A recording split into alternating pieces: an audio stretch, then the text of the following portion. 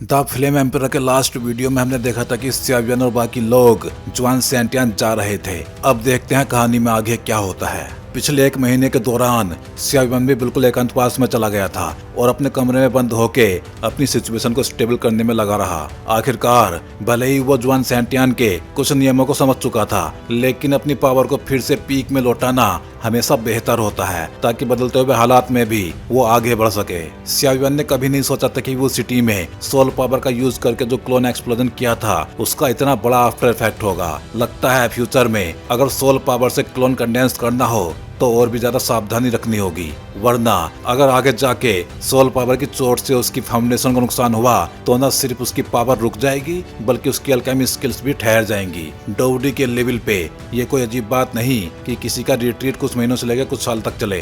सियावियन का ये 1 महीने का टाइम भी धीरे धीरे समाप्ति की ओर बढ़ रहा था। कमरे में बंद सियावियन ने धीरे से एक लंबी सांस छोड़ी, फिर अपनी बंद आंखें खोली। आखिरकार रिकवर हो गया। ये कहते हुए उसने महसूस किया कि उसकी बॉडी की सारी ऊर्जा फिर से पीक पे पहुंच गई है और उसकी सोल पावर भी पूरी बॉडी में फैल चुकी है। सियावियन के मुताबिक उसकी प्रेजेंट पावर 3 स्टार डोडी के पीक पे थी और अब बस 1 कदम बाकी था 4 स्टार डोडी बनने में। मास्टर, वो होली फ्लेम जो आपने कहा था, ये सुन के गोल्डन ड्रैगन किंग हल्के से हंसा। सियावियन भी उस होली फ्लेम के बारे में सोच रहा था जिसके बारे में गोल्डन ड्रैगन किंग ने कहा था कि वो जुआन सेंटियन के भीतर छिपी है। हालांकि सियावियन ने अपनी खुद की कल्टीवेशन टेक्निक विकसित कर ली थी जो त्यान क्लास की थी, जो कि डोवजी कॉन्टिनेंट पर बेहद रेयर थी। फिर भी उसे महसूस हो रहा था कि डोवजी कॉन्टिनेंट में ये काफी नहीं है। अगर लड़ाई जल्दी खत्म ना हो और लंबी खिंच जाए तो नुकसान मेरा ही होगा। ये बच्चा, गोल्डन ड्रैगन किंग जोर से हंसा। पिछले 1 महीने में जब तुम रिट्रीट में थे मैंने भी उस होली फ्लेम से संपर्क करने की कोशिश की, लेकिन पता नहीं क्यों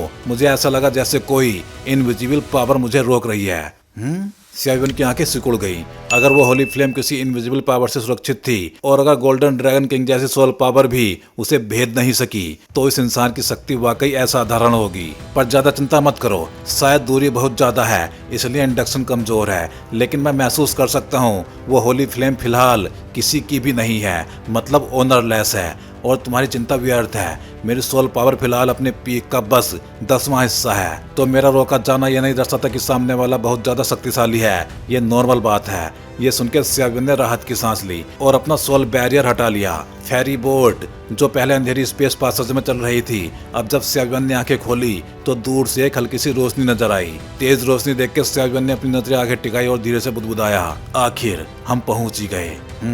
अचानक सियावियन ने देखा कि जिस जगह से रोशनी आ रही थी वहां से एक पावरफुल डोवजी का संचार हो रहा था। ऐसी डेंस डोवजी जिसे उसने पहले कभी महसूस ही नहीं किया था। वो तुरंत खड़ा हुआ, खिड़की खोली और बाहर झांका। अंधकार में स्पेस टनल अब गायब हो चुकी थी और उसके सामने था एक विशाल फॉरेस्ट कॉन्टिनेंट जहां पक्षियों की चहचहाहट और जंगली जानवरों की गर्जना गूंज रही थी। वाकई गजब की डोवजी है, लेकिन ये डोवजी कुछ अलग क्यों है? सियावियन ने थोड़ी एनर्जी अपने अंदर खींची और आश्चर्य से कहा, डोवजी नहीं, ये एम्परर ची मतलब ओरिजिन ची है। गोल्डन ड्रैगन किंग ने समझाया, ये एम्परर ची खास तौर पे डोवडी लेवल के लिए बनाई गई है। डोवडी लेवल पे पहुंचने के बाद नॉर्मल डोवजी से शक्ति बढ़ाना बहुत कठिन होता है, इसलिए ये एम्परर ची उनसे कई गुना ज्यादा शक्तिशाली है और कल्टीवेशन के लिए सर्वोत्तम है। आखिरकार एम्परर ची को ही डोवडी का सबसे बड़ा खजाना कहा जाता है। ये सुनकर सियावियन ने सिर हिलाया। अब उसे समझ आया कि क्यों वो डोवजी कॉन्टिनेंट में डोवडी नहीं बन सका। असली कारण था डोवजी की कमी। सुनो, जाग जाओ, तैयारी करो, हम जुआन सेंटियन पहुंचने वाले हैं। ये आवाज उनके दिमाग में गूंजी। ये हुडू की आवाज थी। सबने अपना सामान समेटा और बाहर निकल आए। हुडू ने देखा कि सब तैयार हैं तो संतुष्टि से सिर हिलाया। आधे दिन में हम जुआन सेंटियन पहुंच जाएंगे, तब तुम सब मेरे साथ चलोगे रिसेप्शन तक। ये कह के वो फिर से आंखें मूंद के ध्यान में बैठ गया। सुना है हम सीधे जुआन सेंटियन नहीं जा रहे, पहले एक टेस्ट और सिलेक्शन होगा और वही हमारी यात्रा का अंतिम पड़ाव है। वहाँ हमसे भी ज्यादा प्रतिभाशाली लोग आएंगे जो जुआनलिंग कॉन्टिनेंट के बाकी हिस्सों से हैं। वैंग जोंग ने कहा, मुझे लगता है ये भी शानदार मंच होगा। सुनमिंग मुस्कुराया, तो देखेंगे इस ट्रायल में कौन सबसे ऊपर खड़ा होगा। सियावियन भी बोला, हाँ, ये एक नई शुरुआत होगी। जुआन सेंटियन, सच में इंतजार नहीं हो रहा। उनके आसपास के सभी लोग भी जोश से भर उठे। हर किसी की आंखों में एक अलग ही आग थी। उधर जुआन सेंटियन के सर्वोच्च स्थान पे एक तलवार पीठ पे लटकाए एक व्यक्ति पहाड़ की चोटी पे खड़ा था। ये स्थान बेहद खतरनाक था। ऊंचे पहाड़, जंगली जानवर और बहुत कम इंसान, लेकिन ये जगह कल्टीवेशन के लिए एकदम परफेक्ट थी। सब तैयार है। तलवारधारी इंसान ने खाली हवा में कहा, सब कुछ तैयार है, बस हुडू द्वारा लाए जाने वाले लोगों का इंतजार है, फिर हम शुरू कर सकते हैं। यह कहते हुए एक सफेद कपड़े वाला बूढ़ा वहाँ प्रकट हुआ। अच्छा, जा सकते हो, तलवारधारी ने कहा। जी। फिर वो बूढ़ा गायब हो गया। हाल ही में घोस्ट वर्ल्ड और डेविल वर्ल्ड के बीच की राह में कुछ हलचलें हैं। आशा है इस बार चयन में कुछ टैलेंटेड लोग आएंगे, वरना मेरे वैंजिया मैन के लिए। वह इतना कहकर चुप हो गया। जुआन सेंटियान जुआन लिंग कॉन्टिनेंट का सबसे बड़ा और सबसे शक्तिशाली क्षेत्र था, जहां जमीन उपजाऊ थी और संसाधन असीम। यहां अनगिनत सालों में अनगिनत हेमस सूजन जन्मे, जिन्होंने अपने अपने क्लैंस और शक्तियां स्थापित की। लेकिन समय समय पे प्राकृतिक आपदाएं और छोटे युद्ध कई शक्तियों को मिटा भी गए। आज यहाँ असंख्य गांव, फैमिली और छोटे क्लैंस मौजूद हैं, कुछ सुपर सेक्ट्स के अधीन तो कुछ स्वतंत्र रूप से आत्मनिर्भर। जुआन सेंटियान की सबसे बड़ी विशेषता थी इसकी एम्परर चीज से भरी पहाड़ियां। हर पर्वत की अपनी कहानी थी, किसी में प्रेम कहानियां तो किसी में देवताओं और राक्षसों की दंत कथाएं। इन पहाड़ों में न सिर्फ मॉन्स्टर्स रहते हैं, बल्कि कुछ भूत प्रेत और राक्षस आत्माएं भी हैं, जो पहले सील थी पर अब भाग निकली। फिर भी वह इंसानों पे खुल के अटैक करने की हिम्मत नहीं करते, क्योंकि अगर उन्होंने जुआन सेंटियान के शक्तिशाली लोगों को क्रोधित किया तो उनका अंत निश्चित है। फिर भी ये बीस्ट आम लोगों के लिए खतरा बने रहते हैं। इसीलिए लोगों ने पहाड़ों के चारों ओर माउंटेन टेम्पल्स बनाए, माउंटेन गॉड्स से सुरक्षा की प्रार्थना करते हुए। समय बीतता गया, मंदिर बढ़ते गए और लोगों की श्रद्धा ने मानो उन देवताओं को सशक्त कर दिया। अब इस जमीन पे दुर्घटनाएं बहुत कम हो गई थी, लेकिन सुपर सेक्ट्स के लिए ये भी एक बड़ी समस्या थी। वो मॉन्स्टर्स को बार बार नष्ट करने की कोशिश करते, पर वे हमेशा किसी न किसी तरह बच निकलते। और जुआन सेंटियान के भीतर अब भी ऐसे कई फॉरबिडन जोन्स मौजूद थे, जहां खजानों की स्टोरीज थी, लेकिन कोई भी आसानी से वहां जाने की हिम्मत नहीं करता। यही है जुआन सेंटियान। फेरी बोट धीरे धीरे एक समतल भूमि पे उतरी। आ गए, चलो मेरे साथ। हुडू ने आंखें खोली और कहा, क्या ये जुआन सेंटियान है? श्यावियन ने खुद से कहा, ये तो जुआन सेंटियान का बाहरी हिस्सा है। अब जो लोग हम लाए हैं उन्हें यहाँ एक जॉइंट टेस्ट और सिलेक्शन से गुजरना होगा। 9 सुपर सेक्ट मिलकर इसकी देखरेख करेंगे। सिर्फ वही लोग जो योग्य साबित होंगे वो सुपर सेक्ट में शामिल हो पाएंगे, बाकी को वापस लौटना होगा। ये कहते हुए हुडू ने हाथ हिलाया और एक डोची एनर्जी 9 लोगों के पैरों के नीचे उभर आई और उन्हें धीरे धीरे जमीन की ओर ले जा रही थी। सबके चेहरों पर जिज्ञासा थी। यहाँ की डोची पहले की तुलना में सैकड़ों गुना अधिक डेंस थी। वो समझ गए अगर वो इस एम्परर ची को लंबे टाइम तक एब्जॉर्ब करें तो उनके कल्टीवेशन में बहुत ज्यादा वृद्धि होगी। धीरे धीरे जब वो नीचे उतरे तो उनके सामने दिखाई दिया माउंटेन्स का समुद्र, ऊंचे ऊंचे माउंटेन्स, आसमान छूते पेड़, बादलों की परतों में छिपे घर, मानो ये कोई स्वर्गीय नगरी हो। सफेद धुंध जैसे कि एक नेचुरल प्रोटेक्टिव लेयर थी जो पहाड़ों को घेरे हुए थी। श्यावियन ने अपनी सोल पावर फैलाई और कई शक्तिशाली ऑरा महसूस किए। उनमें से कुछ इतने ज्यादा पावरफुल थे कि यूयू और हुडू जैसे लोग उनके सामने तुच्छ लग रहे थे। ये सचमुच शक्तिशाली लोगों की भूमि है, श्यावियन ने आश्चर्य से कहा। स्वाभाविक है, हुडू ने मुस्कुरा के कहा। सीनियर, ये व्हाइट धुंध क्या है? मेरी सोल पावर इसे पार नहीं कर पा रही, लियू यिन ने पूछा। ये सुन के हुडू बोलता है, ये सभी माउंटेन्स का रेस्ट्रिक्शन बैरियर है। इसके अंदर चाहे कोई कितना भी शक्तिशाली क्यों ना हो, वो उड़ नहीं सकता। ये पहाड़ कुछ सेक्ट्स के हैं, वो अपनी गुप्त बातों की रक्षा के लिए इन्हें बनाए रखते हैं। साथ ही ये मॉन्स्टर्स और घोस्ट से सुरक्षा के लिए भी हैं, क्योंकि जुआन सेंटियान की भूमि इतनी उपजाऊ है कि राक्षस भी इसे पाने के लिए लालायित रहते हैं। ठीक है, अब हम टेस्ट लोकेशन की ओर चलते हैं। टेस्ट के बाद तुम लोग कुछ दिन आराम कर सकते हो, फिर होगा असली सिलेक्शन। हुडू ने लियोन की ओर देखा, जो कुछ पूछने ही वाली थी, और मुस्कुरा के उसे रोक दिया। कुछ देर बाद वो सब हवा में तैरते हुए नीचे उतर रहे थे। श्यावियन की नजर तेज थी। उसने देखा जहाँ उनकी फेरी बोट उतरी थी, वहाँ पहले से एक ब्लू कपड़ा वाला व्यक्ति खड़ा था, जिसके वस्त्रों पे पपेट लिखा हुआ था। वह मानो उनका ही इंतजार कर रहा था। अब मैं तुम्हें तुम्हारे टैलेंट की जांच कराने लेके जाऊंगा। ये तुम पर निर्भर करता है कि तुम्हारा टैलेंट किस श्रेणी में आता है। ये बोल के उसने बड़ी दिलचस्पी से श्यावियन की ओर देखा। हुडू की आवाज जैसे ही आई तो 9 लोगों पर सवार डोची लाइट ग्रुप धीरे धीरे जमीन पे उतर आया। जैसे ही सभी जमीन पे उतरे वो तुरंत उठे और खिंचाव लिया। तभी उन्होंने देखा कि एक विशाल स्क्वायर 1000 मीटर दूर था और स्क्वायर के पीछे कुछ बेहद शानदार बिल्डिंग्स थी। चाहे स्क्वायर हो या बिल्डिंग का किनारा, वहाँ कुछ सैनिक भी तैनात थे। इतनी कड़ी सुरक्षा देख के सियावन ने ज्यादा आंखें नहीं घुमाई। मास्टर हु, आपने बहुत मेहनत की। मास्टर हु, चलिए जरा आराम करते हैं, ये लोग खुद ही टेस्ट के लिए चले जाएंगे। उस नीले कपड़े वालों ने ये सब कहा। नहीं, मुझे भी साथ चलना है, चलो साथ चलते हैं। हुडू ने मना किया। एक तो इनमें से कुछ ऐसे लोग हैं जिन पे उसे खास नजर रखनी थी। वो जानता था कि सियावन जैसी प्रतिभा को किस रैंक में आंका जाएगा। 3rd रैंक भी हुई तो उसके लिए बहुत फायदे वाली बात है। दूसरी तरफ हुडू चिंतित भी था। आखिर उसके पास यहाँ कुछ अधिकार थे।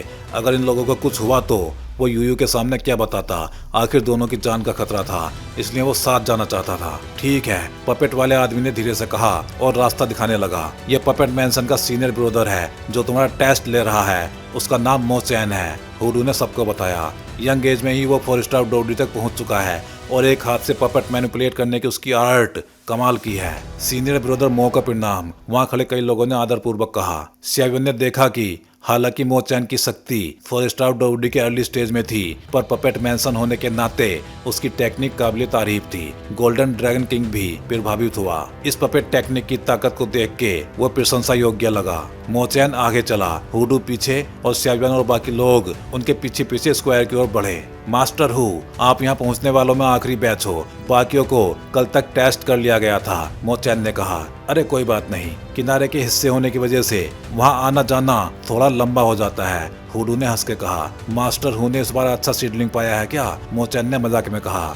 हर कोई जानता था कि मैसेंजर लाने का काम थकाने वाला होता है। बार बार की यात्राएं और संभावित दुश्मन जो बीच में हमला भी कर देते हैं। फिर भी अगर कोई एनवॉय ऐसा डिसाइपल ढूंढ ले जो 3rd क्लास टैलेंट निकले तो सेक्ट फ्यूचर में एनवॉय को अच्छी भरपाई देती है, इसलिए रिस्क में भी फायदा है। क्या तुम अच्छे सीडलिंग हो? मो चैन ने फिर पूछा और उन 9 लोगों की ओर देखा। बस कुछ ही हैं। हुडू ने अपनी टोली को देखा और हंसा। हमारे कॉन्टैक्ट पॉइंट पे इस बार कुल कितने लोग आए हैं और उनमें से कितने टैलेंटेड थे? हुडू ने अचानक पूछा।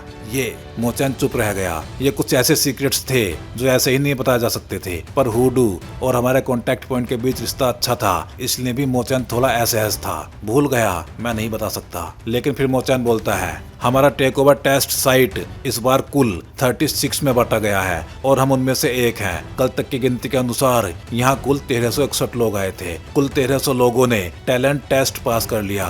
हैरानी की बात यह है कि 61 लोग तो अचानक कहीं गायब हो गए। ये हमारे पर्सन इंचार्ज को परेशान कर रहा है, क्योंकि हमने अपनी आंखों से देखा कि वो फेरी से उतरकर टेस्ट स्क्वायर की ओर गए, पर फिर वो दिखाई नहीं दिए। ये सिलेक्शन जिसे 9 सुपर सेक्ट ने जुआन सैंटियान में आयोजित किया था, वहाँ कोई भी अपना अहंकार दिखाने की हिम्मत नहीं करता। ये इतना हेविली गार्डेड है कि वहाँ से किसी को गायब कर देना ऐसा मान्य था।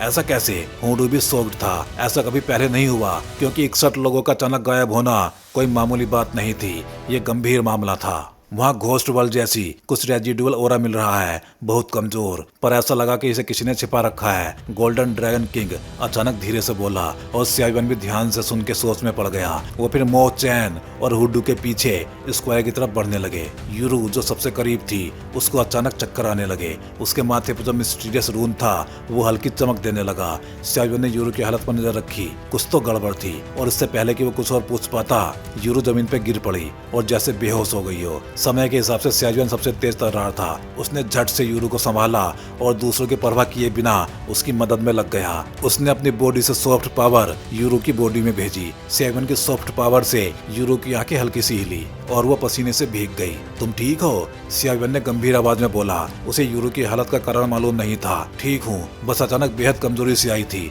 अब ठीक हूँ, यूरू ने कहा। यूरू ने देखा कि सियावन ने एक हाथ से उसका कंधा थामा है और दूसरे हाथ से लोअर एब्डोमेन पर जेंटल पावर दे रहा था। उसे देख के यूरू शर्म से लाल हो गई। ठीक है, मैं तुम्हारी हेल्प कर दूंगा, सियावन ने थकी हुई यूरू से कहा। ठीक है, यूरू ने धीरे से कहा। ओह, ये तो ऑटोमेटिक प्रोटेक्टर है। लगता है इस लड़की पे इनहेरिटेंस का असर वाकई एक्स्ट्रा ऑर्डिनरी है, गोल्डन ड्रैगन किंग ने अंदर से कहा। पर इनहेरिटेंस की शक्ति देख के जैसा मैंने सोचा था, ये शायद घोस्ट वर्ल्ड का कोई लाइफ एंड डेथ एनिमी होगा। तुमने ऊपर वालों को रिपोर्ट किया? हुडू ने मामला गंभीर समझते हुए पूछा। नहीं, मो चैन ने कहा। मुझे हमारे पर्सन इंचार्ज ने सप्रेस कर दिया। यहाँ का पर्सन इंचार्ज कौन है? हुडू चिल्लाया। तुम मुझे तुरंत उसे दिखाओ। मो चैन डर के बोला। हाँ, ये तुम्हारे सीनियर ब्रोदर फू ये है। फू ये? मुझे उसे दिखाओ, हुडू ने जोर से कहा। इन लोगों के साथ क्या करना है? मो चैन ने पूछा। साथ ले जाओ, हुडू ने उत्तर दिया। दोनों ने बात पूरी की और वह स्क्वायर के पीछे बने एक रूम की ओर तेजी से बढ़े। पीछे खड़े सभी ने देखा तो वह भी समझ गए कि मामला गंभीर है और बिना हिचकिचाए उनके पीछे चलने लगे। फूये, हुडू ने फिर जोर से बुलाया, बाहर आओ। कौन घर के दरवाजे पर चिल्ला रहा है? अच्छा हुडू, तुम आ गए। एक झुर्रियों से भरा मिडिल एज आदमी दरवाजे से बाहर आया और हुडू से तंज भरी आवाज में बोला। उस आदमी को पता था कि हुडू और उनके मैनेजर एक सेक्ट के भाई थे, इसलिए वो थोड़ी व्यंग्यपूर्ण टोन में बोला, रास्ता खोलो। हुडू बोला, अरे तुम आखिरकार वापस आ गए। यहाँ के लोग कल ही अपना टेस्ट पूरा कर चुके हैं, तुम्हारा दल ही आखिरी है। उस आदमी ने कहा, जो फूये था वो भी मैसेंजर का काम करता था, पर हुडू और इसके बीच में कुछ पंगा हो गया था। फूये का कहना था कि किनारों के इलाकों से कैसे कोई बड़ा टैलेंट निकल के आएगा, ये बस व्यर्थ की कोशिश है। फूये के शब्द अभी गूंजे ही थे कि उसने देखा कि हुडू के पीछे खड़े 9 लोगों में से कुछ में गुस्सा फूट रहा था और उन्होंने सिर हिलाया, पर सबसे पावरफुल भी केवल 3 स्टार डोडी के पीक तक ही दिखे। ऐसी शक्ति 3rd क्लास टैलेंट नहीं मानी जाती। अगर तुम एक्स्ट्रा ऑर्डिनरी टैलेंट नहीं निकाल सकते तो फिक्र की जरूरत नहीं, फूये बोला और रूम छोड़ के चला गया। हुडू ने उन 9 लोगों की ओर देखा और कहा, चलो ओल्ड हुडू, अभी पर्सन इंचार्ज बहुत व्यस्त है, संभव है कि वो तुम्हें ना मिले। फूये ने तंज भरा स्वर रखा और चला गया।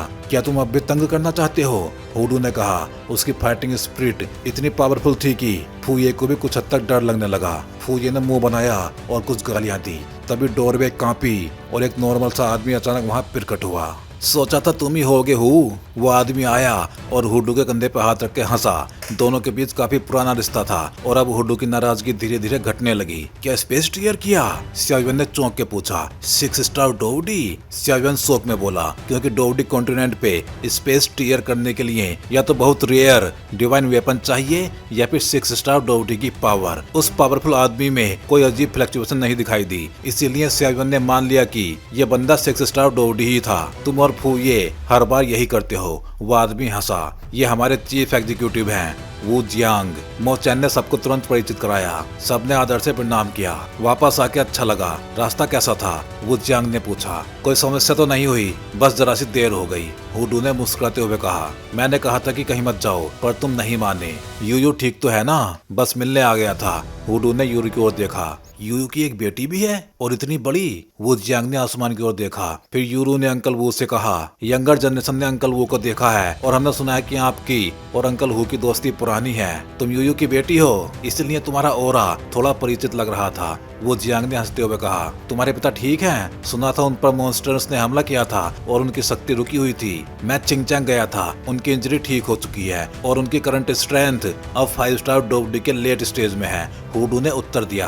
अच्छा है, उस दिन हम तीनों अलग हुए थे, पर फिर जब भी मिलेंगे तब 3 दिन 3 रात पियेंगे। वो जियांग ने हंसते हुए कहा। यूरू ने मुस्कुरा के उत्तर दिया। सब लोग यूरू को देखने लगे। उन्होंने सोचा भी नहीं था कि छोटे से यू फैमिली का संबंध इन बड़े लोगों से होगा। ये मेरे पिता के मामले हैं और वो अपने मामले बहुत कम बताते हैं, यूरू ने देख के कहा, ताकि सियावन को गलतफहमी ना हो। सियावन कुछ हद तक चकित था। फिर वो हुडू और वू जियांग की ओर देखने लगा। चलो भीतर बात करनी है। वू जियांग ने देखा कि हुडू का चेहरा नॉर्मल नहीं दिख रहा, मतलब मामला कुछ बड़ा था। मोचैन, इन लोगों का टेस्ट कराओ, वो जियांग ने कहा, और रिजल्ट मेरे पास भेजो। ये अच्छे सीडलिंग्स लग रहे हैं, वो जियांग ने उन 9 लोगों को देखते हुए कहा। मेरे पीछे आओ सब, मोचैन ने 9 लोगों से कहा और वो टेस्टिंग प्लेस की ओर चले। मिसिंग लोगों की बात उनके लिए फिलहाल प्राथमिकता नहीं थी। हुडू ने पूछा, मिसिंग लोगों के बारे में क्या? जब सब जा चुके थे और केवल हुडू और वो जियांग कमरे में बचे थे। ये मिसिंग केस थोड़ा अजीब है। हमारे नीचे जो लोग हैं वो कहते हैं कि बेस में जो लोग रिसीविंग और गाइडिंग के लिए थे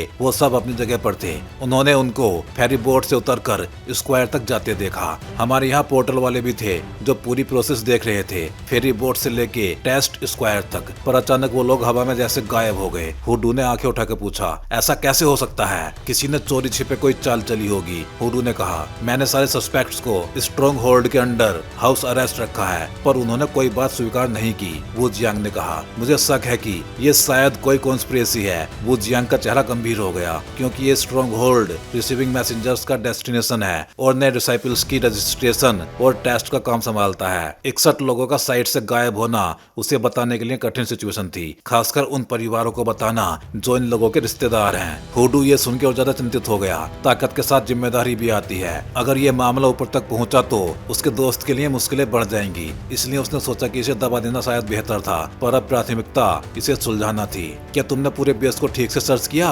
हुडू ने पूछा।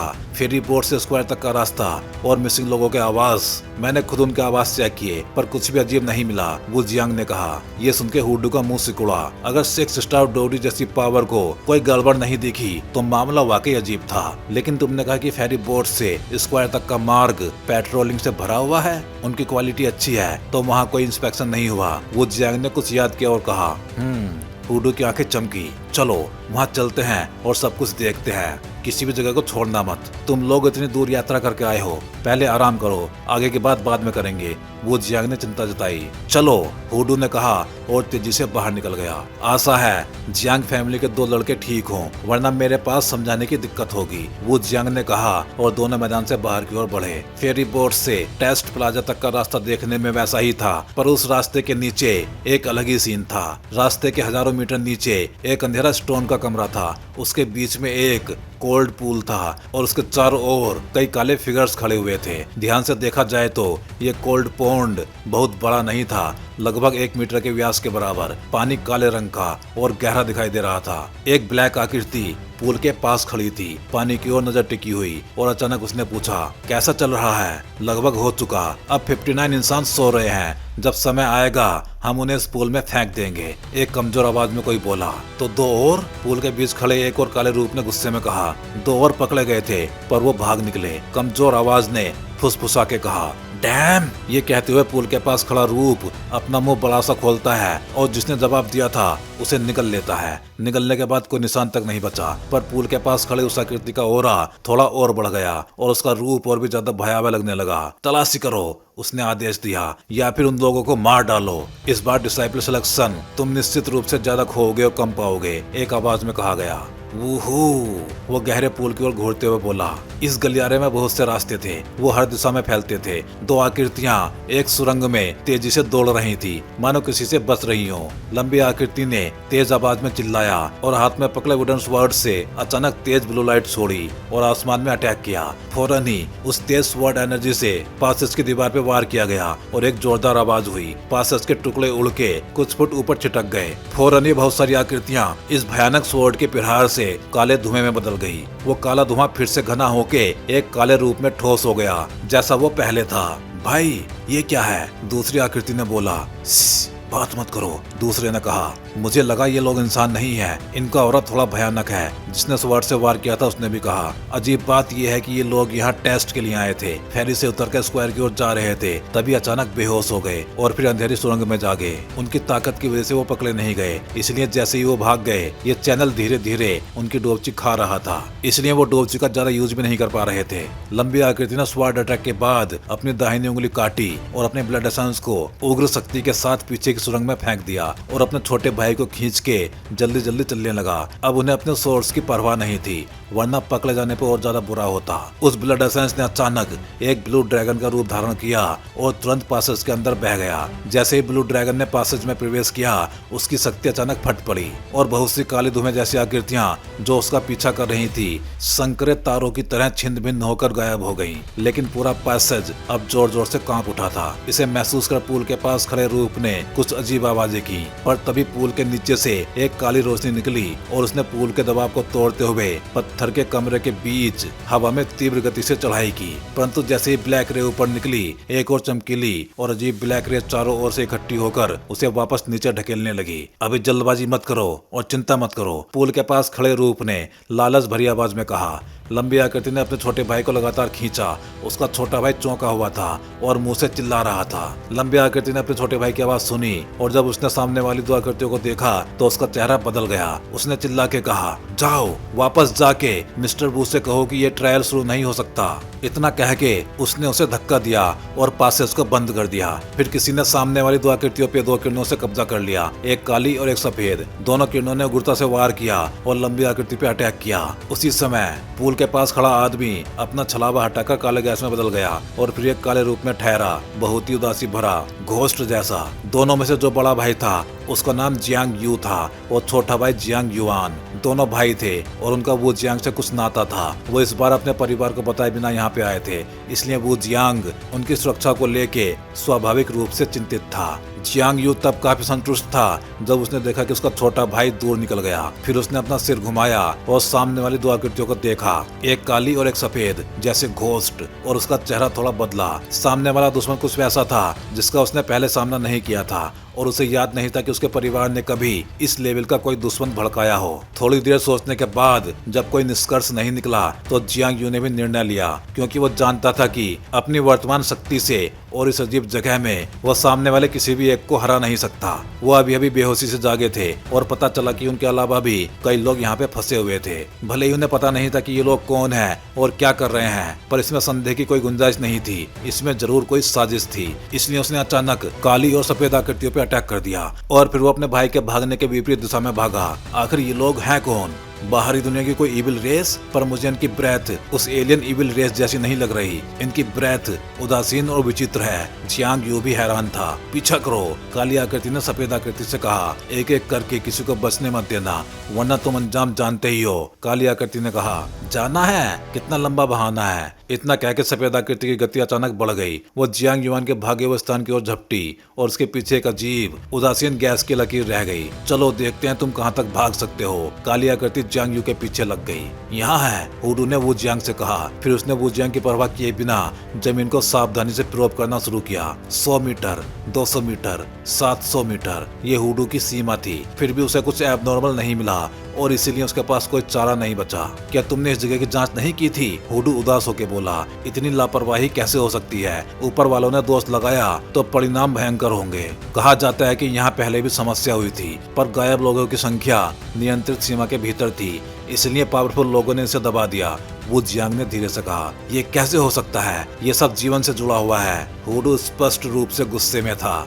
ओल्ड हु, सुनो, इस स्ट्रॉन्ग होल्ड के अंदर पिछले कुछ सालों में ऐसी घटनाएं होती रही हैं, पर हर बार गायब लोग 10 के भीतर रहे तो टॉप मैनेजमेंट ने ध्यान नहीं दिया। पर इस बार इतने लोग एक साथ कैसे गायब हुए, मैं समझ नहीं पा रहा। वो जियांग ने धीमी आवाज में कहा। जैसा तुम जानते हो, ये हमारा अपना जुआन सेंटियान का इलाका नहीं है। ये तो सिर्फ एक छोटे सेक्ट की जगह है जिसे हम टेस्ट के लिए उधार लेते हैं। इन साइट्स की गहराई तक खुदाई करना आसान नहीं है, वरना हुडू की आंखों की तीव्रता धीरे धीरे मंद पड़ गई। उसके दोस्त ने ये बात बड़ी सहजता से बता दी थी। हुडू को समझ नहीं आया कि वो कहाँ खड़ा है। वो जियांग का मतलब था कि यह उनकी अपनी जमीन नहीं थी। वो स्थानीय सेक्ट के टेस्ट स्थल का उपयोग कर रहे थे और सभी खोजी योग्य स्थानों की जांच वह कर चुके थे। कुछ जगह अजीब जरूर थी, पर वहाँ प्रवेश के अधिकार न होने की वजह से वो घुस नहीं सकते थे। ठीक उसी तरह जिस जमीन पर वो खड़े थे वो किसी और सेक्ट का कल्टीवेशन स्क्वायर था। वहाँ 3 फीट की खुदाई करके देखने जैसा कुछ भी संभव नहीं था। क्या यह उसी सेक्ट की जमीन है? हुडू ने धीरे से पूछा। जाहिर है, वो जियांग भी जानता था कि इस सेक्ट में कुछ तो प्रॉब्लम है।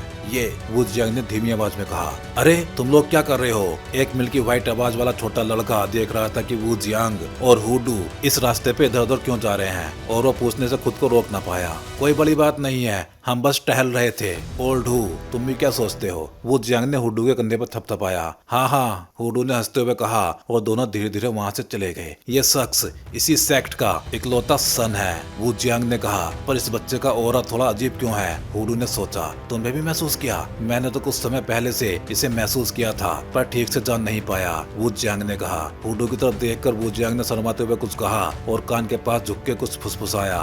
स्क्वायर में मोचन के साथ चलती हुई एक धीरे धीरे आगे बढ़ रही थी। आखिर में वो टेस्ट में टाइमली मौका चूक चुके थे और अब उनकी टेस्टिंग सिर्फ इन्हीं लोगों के लिए थी। मास्टर, आपने अभी जो महसूस किया वो क्या था? सियावियन ने भी पूछा। उसने जहाँ फेरी बोट से उतरकर छोटा रास्ता लिया था वहाँ उसे एक भयानक और अजीब ऑरा मिला था। अगर उसके मास्टर गोल्डन ड्रैगन किंग ने चेताया ना होता तो सियावियन को भी ये महसूस नहीं होता। वो चीज, अगर मेरा अंदाजा सही है तो वो ऑरा घोस्ट वर्ल्ड के क्रिएचर्स की तरह है। हम उसे घोस्ट कहेंगे, गोल्डन ड्रैगन किंग ने ठंडी आवाज में कहा। Ghost energy? सियावियन ने चौंक के कहा। पहली बार इस शब्द को सुन के हैरान था। कहा जाता है कि घोस्ट ची तुम्हारे भीतर की एनर्जी के समान है, पर तुम्हारे यहाँ इसे फाइटिंग ची कहा जाता है। पर यह घोस्ट एनर्जी बहुत ही इंडिफरेंट और अजीब होती है। एक बार ये शरीर में में घुस जाए तो ये माइंड पे असर डाल सकती है, गोल्डन ड्रैगन किंग ने समझाया। ये सुनकर सियायुआन अचानक समझ गया, लेकिन घोस्ट वर्ल्ड के घोस्ट यहाँ जुआन सेंटियन में कैसे आ गए? क्या जिन लोगों को वो इस्तेमाल कर रहे हैं उनका उससे कुछ लेना देना है? सियायुआन ने धीरे से कहा, हे ये तुम्हारी चिंता नहीं होनी चाहिए, तुम्हें भी टेस्ट पास करके बर्निंग इंसेंस पैवेलियन में शामिल होना है। मिसिंग मामला वू जियांग खुद देखेगा, गोल्डन ड्रैगन किंग ने कहा। पर तुम्हें सतर्क रहना होगा, घोस्ट वर्ल्ड के घोस्ट यहाँ पे आए हैं और इसमें किसी साजिश की गंध है। ठीक है, सियायुआन ने जवाब दिया। क्या हुआ? यूरू ने देखा कि सियायुआन थोड़ी देर से गंभीर था। कुछ नहीं, सियायुआन ने खुद को छुपाते हुए जवाब दिया। अब वो सभी लोग एक लग्जरी मकान के सामने पहुंच चुके थे। यहाँ आओ अंदर, मो चैन ने सबको मुस्कुराते हुए कहा। सब एक एक करके उस लग्जरी मकान में दाखिल हुए। मकान में दाखिल होते ही मो चैन ने भी हर एक की हरकतों को ध्यान से देखा। असल बात ये थी कि वू जियांग के चीफ एग्जीक्यूटिव ने कहा था कि फेरी से उतरकर यहाँ जो कुछ भी वो करेंगे वो सब उनके टेस्ट रिजल्ट से जुड़ा हुआ है। किसी भी व्यक्ति का फ्यूचर और उसकी प्रतिभा कई कारकों पे डिपेंड करती है, उनके व्यवहार और चाल ढाल पर भी। इसलिए मो चैन यहाँ पे सभी को अपनी आंखों से चेक कर रहा था। फिर जब उसने सभी को अच्छे से देख लिया, फिर वो बोलता है, यहाँ पे हम टेस्ट में इस्तेमाल होने वाले इंस्ट्रूमेंट रखते हैं। टेस्ट 4 भागों में बांटा गया है। पहला भाग स्ट्रेंथ टेस्ट, दूसरा भाग सोल स्ट्रेंथ टेस्ट, तीसरा भाग फिजिकल फिटनेस टेस्ट और चौथा भाग ऊपर के तीनों टेस्ट डेटा के आधार पे कंप्रहेंसिव करके 1, 2, 3, 4 या फिर 5 ग्रेड दिए जाते हैं। पहले आए हुए लोगों की टेस्टिंग हो चुकी है और अब हमारी स्ट्रॉन्ग होल्ड में सिर्फ आप हैं जो बाकी बचे हैं। सब टेस्ट पूरे होने के बाद 1 से 5 तक के टैलेंट पॉइंट्स एक साथ घोषित किए जाएंगे। जहाँ तक ट्रायल्स का सवाल है वो आपके टेस्ट रिजल्ट्स पे आधारित होंगे। 1, 2, 3, 4 और 5 टैलेंट्स, मो चैन ने धीरे धीरे कहा ताकि सबको सोचने का समय मिल सके। तो अब आप में से पहले कौन आएगा? मो चैन ने पूछा। शुरू में सब कुछ मुश्किल होता है, पहले मुझे जाने दो, सुन मिंग ने हंसते हुए कहा। वो इस टेस्ट को लेकर बिल्कुल भी चिंता में नहीं था। भले ही उसकी सोल स्ट्रेंथ कमजोर थी पर उसकी स्ट्रेंथ और फिजिकल फिटनेस जबरदस्त थी और सुन मिंग को पूरा भरोसा था कि इन लोगों में उसकी फिजिकल स्ट्रेंथ से कोई बढ़कर नहीं। ठीक है, मो चैन ने कहा। चलो अब बस अपने डोची क्रिस्टल बॉल में डालो। सुनमिंग आगे बढ़ा और फिर उसके बॉडी की ब्रेथ लिमिट तक बढ़ गई, मसल्स सूज गई और ब्लू वेन्स उभर आई। एक क्रोध की ट्रेस सुनमिंग की बॉडी से अलग हुई और फिर मो चैन के हाथ में रखे क्रिस्टल बॉल की ओर चली। 3 स्टार डोडी का पीक मो चैन ने क्रिस्टल बॉल में दिखाई दे रही चमक को महसूस करके कहा। इसके बाद बाकी सभी लोगों के भी टेस्ट इसी तरह हुए। वैंग जोंग, डेमन चान, फेंग यी, मुलर, लिविंग डेड, जिनसेंग, यूरू, सियायुआन सबके सब लेट स्टेज 3 स्टार डोडी ही थे। इस टेस्ट में मो चैन ने वैंग जोंग, फेंग यी, यूरू और सियायुआन इन लोगों में कुछ एक्स्ट्रा देखा, इसलिए मो चैन को लगा कि ये लोग बाकी लोगों से कुछ अलग है। फिर मो चैन आगे बोलता है, दूसरा भाग है सोल टेस्ट। तो भाई लोग इस वीडियो में बस इतना ही। चलिए फिर जल्दी ही मिलते हैं अगले वीडियो में।